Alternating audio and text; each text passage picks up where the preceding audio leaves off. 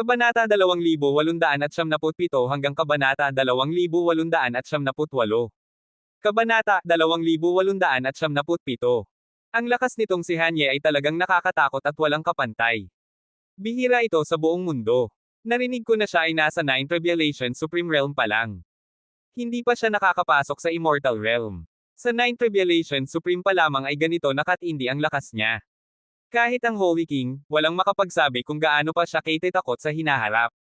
Nagulat ang Continent of Gods and Demons. Maging ang Central God Territory Theological Seminary ay nabigla rin sa biglaang paglabas ni Hanye. Isa na namang peerless figure ang lumitaw. Sa panahong ito, may 6 na peerless figures, isang beses lang nangyayari sa 10,000 taon. At itong si Hanye ay lumabas sa isang labang humanig sa mundo. Hindi natin alam kung sino pa ang nasa mga sulok na hindi natin alam. Baka may mga nakatagong napakalakas na nilalang. Napabuntong hininga si Shensu Yin TNG at sinabi, magpadala kayo ng tao para alamin ang pinagmulan nitong si Hanye. Ngayon, ang First Emperor ay nasa pagsasara. Bago siya lumabas, kailangan nating malaman ang lahat ng henyo sa Gods and Demons Continent, kilalanin ang sarili at ang kaaway, at hindi tayo matatalo kahit 100 digmaan. Buddhist Academy. Amitabha, may isang bagay sa aming sekta. Nakakayang makita ang nakaraan at tuklasin ang hinaharap. Nakita ng Buddha ang kaguluhan ng mga Diyos at demonyo sa Pool of Rebirth gamit ang kanyang sukdulang karunungan, at nakita ang pagdurusa ng mga tao sa digmaan. Ngayon lumilitaw muli ang mga makasalanan. Senyales ito ng Great World, paparating ang magulong panahon. Malapit nang bumukas ang Gate of Fate, Hanggal, ang malaking kapahamakan na ito ay gawa ng tao at tao rin ang sisira. Ang Central God Territory ay hindi makakaiwas sa kapahamakang dahan-daang dumarating. Nakapikit ang isang matandang monghe habang nakaupo sa ilalim niya ang isang batang monghe na pinakikinggan ang kanyang turo. Magic School. Hanye, mukhang isa pang kalabang nararapat sa akin ang lumitaw sa mundong ito. Isang binatang nakasuot ng magic robe ang nakatayo ng nakatalikod, may ngiti sa labi, at sa likuran niya ay nakatayo ang mga makapangyarihang demonyo. Sa likuran pa lang niya ay parang isang emperador ng mga demonyo. Bakit hindi ako nakakatagpo ng ganyang halimaw sa Tianpeng Academy? Narinig ko na sumali si Hanye sa Xinwo Academy. Mukhang ganap na babangon ang Xinwo Academy ngayong pagkakataon. Sa loob ng Tianpeng Academy, ilang matataas na opisyal ang napakunot noo. Sa 5 academy ng Central God Realm, ang God, Buddha, at Demon ang pinakamalalakas, kasunod ang Xinwo at Tianpeng. Ngayon na ang Xinwo Academy ay may peerless figure na sumali, makakaramdam ng pressure ang lahat. Tanungin si Sister Ching, kilalang kilala na sa mundo ang Young Master ngayon. Sa Zhengzhou Xinwo Holy City, hindi pa umaalis sina Nan Wenqing at Mo Hailan. Naghihintay pa rin sila na lumabas si Yehan mula sa Xinwo Academy. May paghanga sa mga mata ni Nan Wenqing habang nagsabi, Hailan, ang Young Master ay nakatadhana na maging isang peerless figure na lilipad sa mundong ito. Bilang mga tagasunod niya, maswerte tayo.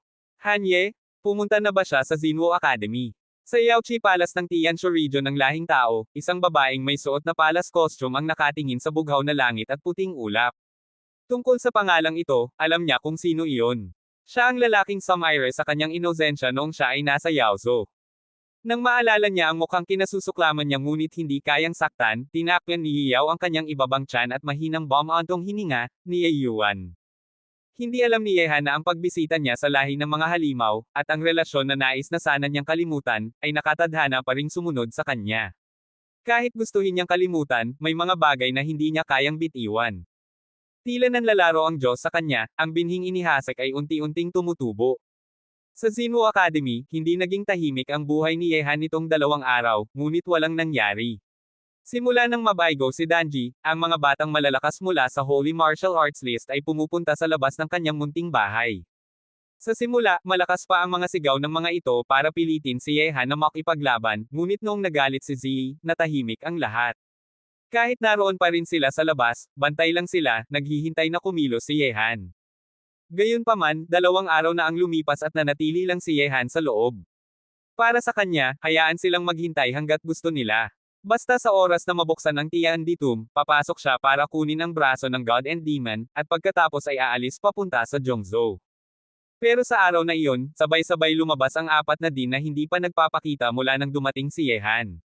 Lumabas sina Yehan at Ziyi mula sa bahay at hinarap ang 4 na din. Ang mga disciples na nagbabantay ay natahimik at tumabi. Hehe, bata. 2 araw ka nang nakakulong dito, hindi ka ba nababagot? Nisinang din ng South School. Pagkarinig nito, napailing si Yehan at sinabing, bakit ang sis ipag-niong 4 ngayon? Nabigo ba ang beauty trick kaya kayo na mismo ang kikilos? Napatingin ng nahiya ang 4 na din. Totoo, ginamit nila ang beauty trick, pero hindi tumalab kay Yehan. Tumawa ang din ng North School, bata, para sa kabutihan mo yun. Si Danji ay number 1 beauty sa Zinwo Academy. Hindi ko na mabilang kung ilang tao ang nagkakagusto sa kanya. Ikaw naman, huwag mong sayangin ang aming pagsisikap. Kalokohan, sagot ni Yehan.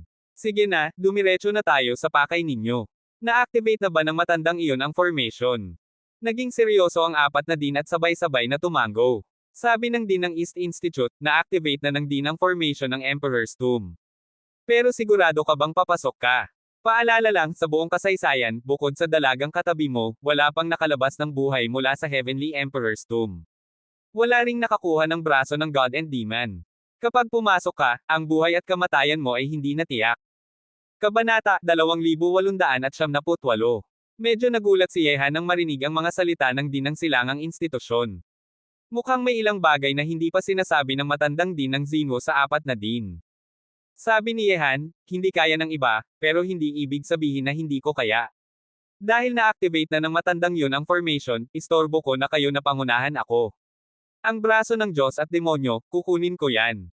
Nakita ang determinasyon ni Yehan, nagkatinginan ang 4 na din at napabuntong hininga sa kanilang mga puso. Boy, dahil nakapagdesisyon ka na, hindi na namin pipigilan ka. Sumama ka sa amin.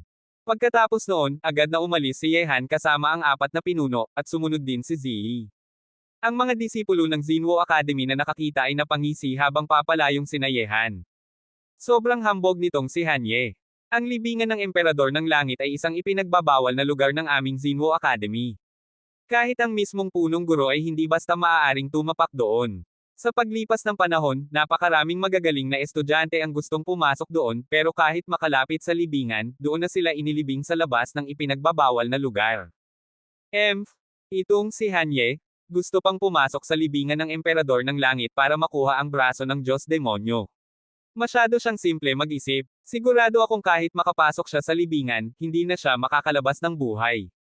At ang braso ng Diyos Demonyo, hindi niya talaga makukuha iyon. Kung hindi man lang niya pinakinggan ang payo ng 4 na din, ibig sabihin hinahanap niya ang sariling kamatayan. Kapag namatay siya sa libingan ng Emperador ng Langit, mawawala rin ang titulo niyang hari ng banal na mandirigma. Ang mga kabataang malalakas mula sa Holy Martial Ranking ay matatalas ang tingin, pagkatapos ay isa-isa silang umalis. Sa pagpasok ni Yehan sa libingan ng Emperador ng Langit, hindi na nila inakalang makakalabas pa siya ng buhay. Hindi nagtagal, sa pamumuno ng 4 na pinuno, muling nakarating si Yehan sa harap ng lawa kung saan niya unang nakilala ang din ng Zinwo. Sa sandaling iyon, ang lawa ay kagaya pa rin ng dati, balot ng makapal na hamog sa ibabaw ng tubig, at buong lugar ay lubhang tahimik. Dito ba ang libingan ng Emperador? Medyo nagtataka si Yehan, bukod sa lawa, wala siyang nakikitang kakaiba. Kung hindi, bakit mo akala mo doon lagi nagbabantay ang matandang yon? Dahil ito ang ipinagbabawal na lugar ng Zinwo Academy.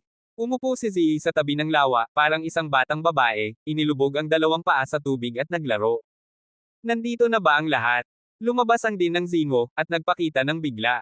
Tumango ang 4 na pinuno at nagsabi, para masigurong magtagumpay, ang lahat ng elder sa akademya ay bumuo ng depensa. Brother Zinwo, iwan mo na sa amin ang natitira, kontrolin mo lang ang formation. Sabi ng din Zinwo kay Yehan, boy, kapag na-activate na ang formation, kahit ano pang lakas ko, tatagal lang ito ng 3 araw. Kaya pagkatapos ng 3 araw, ano man ang resulta, magtagumpay ka man o hindi, kailangan mong lumabas sa libingan ng Emperador ng Langit. Huwag kang gagawa ng kahit anong bagay na lampas sa kaya mo. Huwag kang magpasikat. Anumang kayamanan ay hindi kasing halaga ng buhay. Naiintindihan mo. Salamat sa paalala. Tumango si Yehan. Pagkatapos, sa mga mata ni Yehan, nakita niyang ang napakalawak at malalim na kapangyarihan ng din ng Zinwo ay bumalot sa buong mundo. Sa tabi niya, pakiramdam ni Yehan ay mas maliit pa siya kaysa sa langgam sa harap ng ganoong kapangyarihan. Ang kapangyarihan mula sa katawan ng din ng Zinwo ay parang isang napakalawak na karagatan, na kayang gumiba ng bundok at ilog sa isang iglap, at pumuksa ng buhay sa bawat paghinga. Pasukan ng buhay at kamatayan, tarangkahan ng ilusyon, magbukas kayo. Ang malahimig na tinig ay umalangaw-ngaw sa buong mundo, at pagkatapos, nakita ni Yehan na may malinaw na anino ng isang bulwagan na lumilitaw sa ibabaw ng lawa. Ang bulwagang ito ay ilusyon, parang malapit ngunit malayo. Sa bawat pag-alo ng tubig, ang bulwagan ay parang refleksyon ng araw na nanginginig. Parang isang mirage, kitang-kita sa harap ng iyong mata, ngunit parang hinding-hindi mo ito maaabot. Boy, pumasok ka na. Tandaan ang sinabi ko. Ang tinig ni Din Zinwo ay umalangaw-ngaw sa isipan ni Yehan. Huminga ng malalim si Yehan at naglakad sa ibabaw ng lawa. Pagtapak niya, tila naging malabo ang kanyang katawan. Sa bawat pag-alo ng tubig, gumagalaw din ang kanyang katawan. Sa sandaling iyon, mukha siyang multo na lumulutang sa ibabaw ng lawa. Sana mag-ingat ang batang ito, at huwag niyang isugol ang buhay niya para lang sa braso ng Diyos Demonyo. Nakatingin ang apat na din sa papalayong likod ni Yehan, at naging komplikado ang kanilang mga mata. Walang sino man ang mas nakakaalam ng kilabot ng libingan ng emperador ng langit kaysa sa kanila. Sa totoo lang, ayaw nilang may tulad na mahalagang binhi tulad ni Yehan na mapahamak. Hindi nyo na kailangan mag-alala, magtatagumpay siya. Kumpara sa apat na din, walang pag-aalala sa mukha ni Ziyi.